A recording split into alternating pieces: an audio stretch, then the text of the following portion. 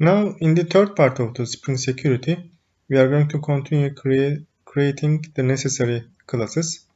The last class that we have created was the controller class, which was handling the web requests. Now, we are going to create our web application configuration class. This class is responsible for scanning the necessary classes. I will create the class inside the configuration package. Here the name is hello world configuration, a new class we are creating, and I'm going to copy here. What this class will be doing, I will be explaining shortly. Now, this is a configuration class, and we are enabling the Spring MVC, and we are telling the program to scan the packages and create the Spring components or services or repository.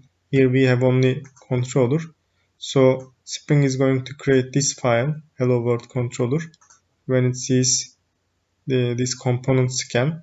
So Spring will be responsible for the creating instances, bean instances. In this class, what other things are? We are defining the view resolver method and the resource handler method. In the view resolver, actually you can also define them in application context XML file, but here we are defining it inside the class. Here we are telling that the URLs including webinf views these are the place where our JSP files are stored in the controller. For example, when you go to the controller, all these return admin, return not authorized are stored under this webinf views directory. We are going to create them in a few minutes, and the suffixes will be JSP. This is the URL resolver, view resolver method. The second one is add resource handlers method. Here we are telling that the static folder is a resource place, so don't process it, don't make any security on this folder. So this is the configuration file, and the next step is initializing our application. So this is the initializer class. I'm going to create the class again inside the configuration package. I'm coming and creating this class, and I'm going to copy the contents and explain them here. Here I am telling that our configuration class is this one, the root config, and the others are servlet config class null, and servlet mapping is the root. And the next step is creating the login page, the login JSP. This is our example login JSP. I'm going to create it. I'm coming in the web content, new JSP file I'm going to choose, and the name will be login JSP, and finish.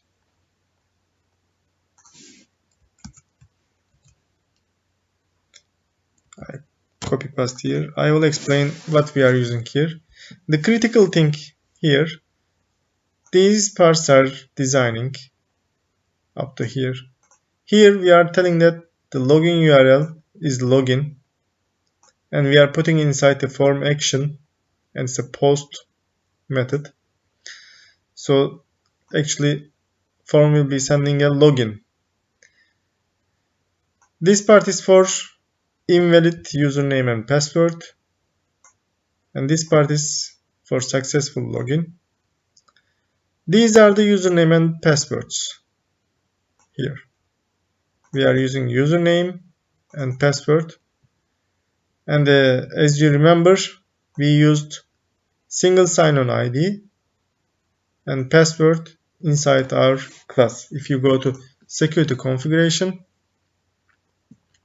the login page is expecting a login URL, it's expecting a single sign-on ID and expecting a password which will be coming from this login page. These are not important now, we will talk later, which is used for securing your request. And this one is submitting the submit button. This is the login JSP. The next one we are going to do, the next step is we are going to create a welcome JSP page. And where am I going to create it is we defined it inside this web application configuration, webinf under views. So I'm going to create a views directory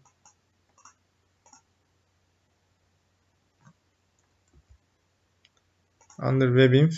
I'm coming and new folder, and it will be views,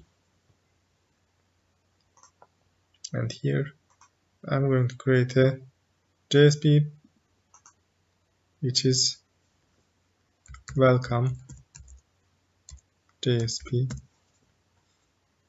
finish, and I'm going to paste here. There is only just greeting message which is going to come from the controller. As you see, I'm adding this greeting to the model, and I'm writing hi welcome to you can change, you can write whatever you want here. The last one is we are going to put a secure JSP site. I'm going to create a secure folder here, admin folder,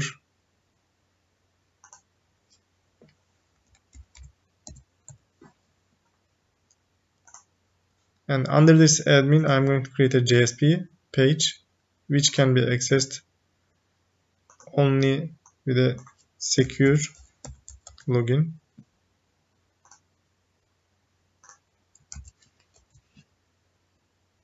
Yeah.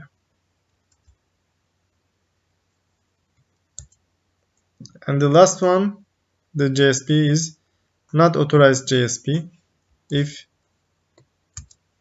the user is not authorized, then as you see from the configuration, the page will be not authorized. It will go not authorized page, and hello world controller. It is when it is not authorized, it is going to direct to not authorized. So I will put it here.